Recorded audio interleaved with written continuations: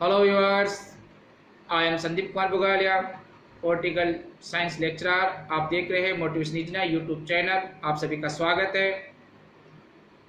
आज का जो टॉपिक है वह है हमारा राज्यसभा। आपको मेरे वीडियो कैसे लग रहे हैं जरूर बताइए।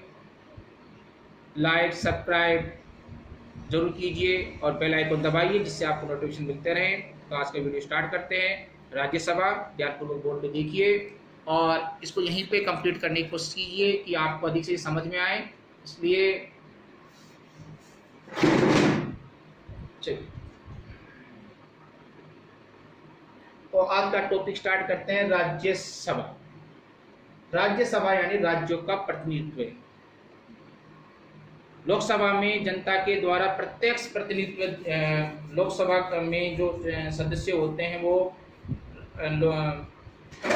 जनता के द्वारा प्रत्यक्ष रूप से चुने जाते हैं और राज्यसभा में जनता के द्वारा न चुन के जाकर राज्य के विधानमंडलों के द्वारा, विधानसभाओं के द्वारा चुने जाते हैं। तो अप्रत्यक्ष तरीके से राज्यसभा में हमारे प्रतिनिधित्व होते हैं।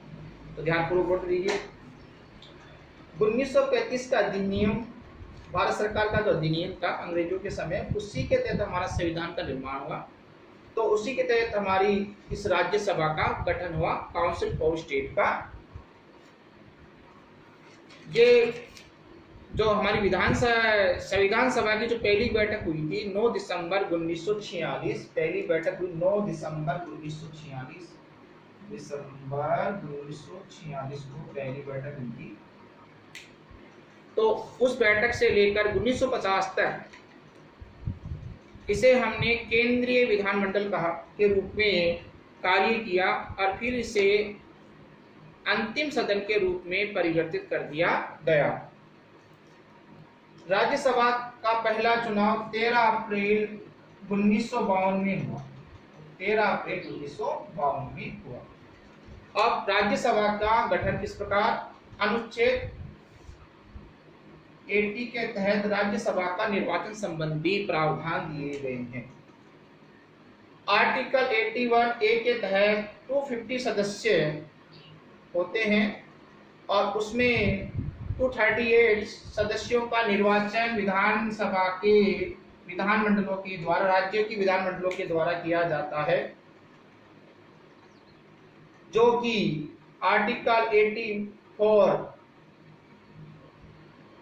के द्वारा आनुपातिक प्रतिनिधित्व की एकल संक्रमणीय पद्धति के द्वारा किया जाता है। तो ये याद रखने वाली कि राज्यसभा के सदस्यों का चुनाव किस विधि के द्वारा होता है, तो वह होती है आनुपातिक प्रतिनिधित्व की एकल संक्रमणीय पद्धति। इसको टॉपिक को नेक्स्ट वीडियो में लेंगे, उसमें देखना, उसमें आपको बताएंगे इसके बारे में। ये आपको याद रखना, आर्टिकल कितना 84। Okay, next.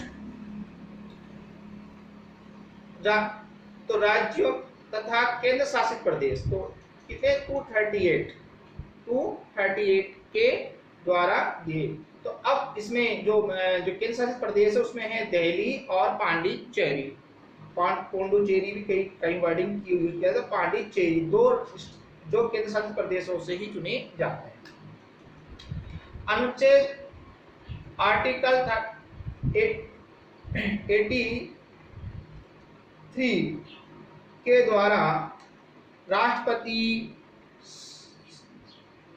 कुछ सदस्यों को मनोनीत करता है। वो 12 सदस्य हैं, 12 सदस्य होते हैं जो कला, साहित्य, विज्ञान और समाज सेवा के क्षेत्र से आए हुए हैं, उनको राष्ट्रपति मनोनीत करता है। तो याद रखना, ये कला, साहित्य, विज्ञान और समाज सेवा।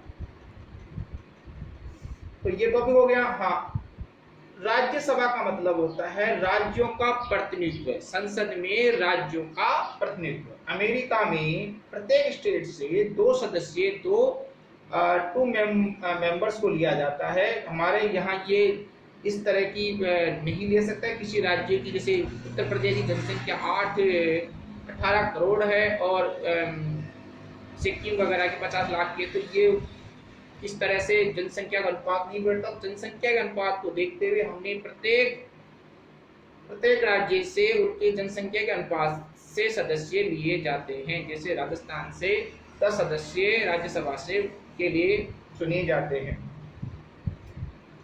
राज्यसभा के सदस्यों की योग्यता, तो योग्यता कौन बनेगा राज्यसभा के सदस्य, जिसकी आयु 35 वर्ष होती है। इंपॉर्टेंट कई बार क्वेश्चन में आ जाता है, तो ये 35 वर्ष, और लोकसभा में ये उम्र है 25 वर्ष। ओके, और वो वह सभी योग्यताएं जो लोकसभा के लिए या संसद के सदस्य बनने के लिए होनी चाहिए, वह योग्यता रखता हो। सदस्यों का कार्यकाल 6 वर्ष का, 2/3 सदस्य हर 2 वर्ष में हट जाते, 2 इयर्स में, एवरी 2 इयर्स में हट जाते हैं। और इस तरह से ये एक स्थायी सदन है। इसके और कई नाम है, स्थायी सदन, उच्च सदन, वृद्धों का सदन, बुद्धिजीवियों का सदन। ये कभी भंग नहीं होता, क्योंकि लोकसभा भंग हो जाती है तो देश कभी भंग नहीं हो सकता, सरकारें कभी भंग नहीं हो सकती, इसलिए इसको स्थायी रूप से चलाने के लिए ये पद्धति अपनाई गई, जैसे अमेरिका में सीनेट में है। राज्यसभा के पदाधिकारी के चुनाव, अब पदाधिकारी में उपसभापति और सभापति। अनुच्छेद 89 के तहत उपराष्ट्रपति राज्यसभा का पदेन सभापति होगा। ये इंपॉर्टेंट है, याद रखने वाली, कि राज्यसभा का पदेन सभापति उपराष्ट्रपति होगा ये, और इसका कार्यकाल 5 वर्ष का होगा उपराष्ट्रपति का, तो ये इंपॉर्टेंट है, आपको याद रखने का। वैसे इसका कार्यकाल 6 वर्ष का होता है। कार्य व शक्तियां, राज्यसभा की जो महत्वपूर्ण जो कार्य है वह है अनुच्छेद आर्टिकल 312 के अनुसार अखिल भारतीय सेवाओं का सृजन करना सबसे महत्वपूर्ण कार्य है। इसके अलावा परिसीमन करना, राज्यों का परिसीमन का कार्य भी राज्यसभा के द्वारा किया जाता है। और जो इससे एक इम्पोर्टेंट और है कि राज्य सूची के किसी विषय को राष्ट्रीय विषय घोषित करना, यह कार्य भी राज्यसभा का होता है।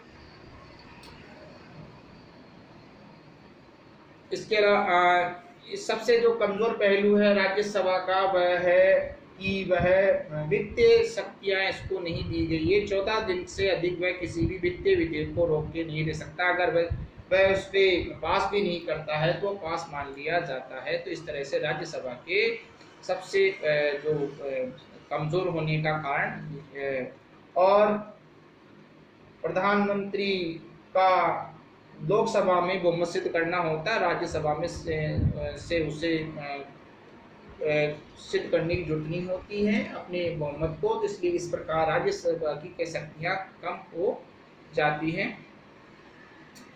तो आज का जो वीडियो है आपको कैसा लगा जरूर बताना, और कमेंट कीजिए कि किस टॉपिक पे आपको पढ़ना है, आपको ज्योग्राफी का टॉपिक हो या पॉलिटिकल साइंस का। आने वाले टाइम में आपको और अच्छे अधिक बेहतरीन वीडियो बनाएंगे आपके लिए। एक बार फिर आपका धन्यवाद वीडियो देखने के लिए। Okay, good bye.